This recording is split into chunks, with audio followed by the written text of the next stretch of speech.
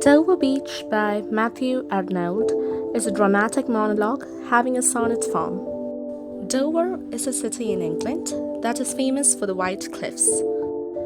The sea is calm tonight. The tide is full, the moon lies fair. Upon the straits on the French coast, the light gleams and is gone.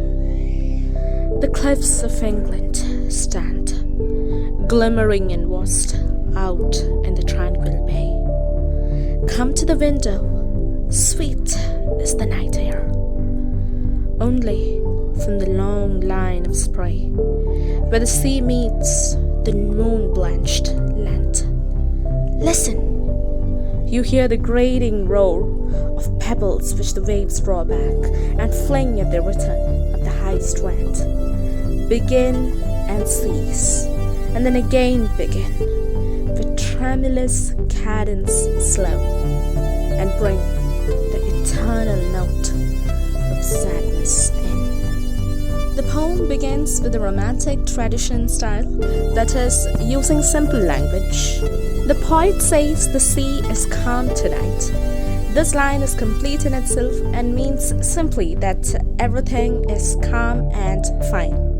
In the next line, the poet describes the vista surrounding him. According to the poet, as usual, the tide is full and the moon is lighting the straits, that is, the shores.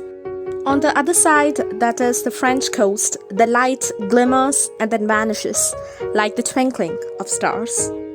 When the light vanishes, the poet sees the white cliffs shining brightly in the moonlight on the shore of England.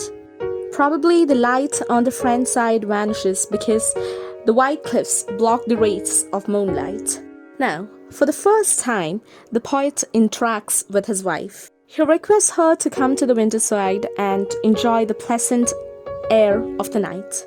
He then asks her, using the word only, to focus on the edge where the land meets the sea. The land is moon-blanched, that is, looking white and shiny due to the moonlight. In the next line, the mood suddenly changes.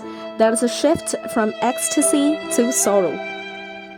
The poet says, listen to the unpleasant and harsh sound of the pebbles that are pulled out by the tides and returned back to the shore as the tides return. The process is continuous and the poet focuses on their rhythmic movement. The movement of the pebbles is described using the phrase tremulous, cadence, slow, which means that the pebbles are trembling in a quite slow, rhythmic fashion.